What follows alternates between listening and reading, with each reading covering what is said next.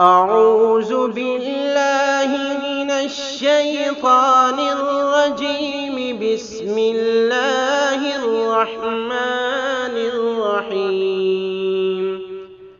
اللهم اجعل بيتي بيت رحمة وبركة وتقوى وإيمان، وانزع منه يا رب وساوس الشيطان،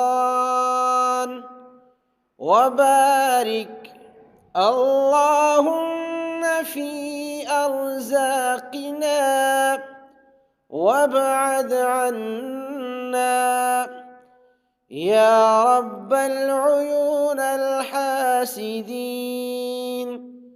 وقلوب الحاقدين، وبارك لي في أهل بيتي واجعلنا في خيرك منعمين.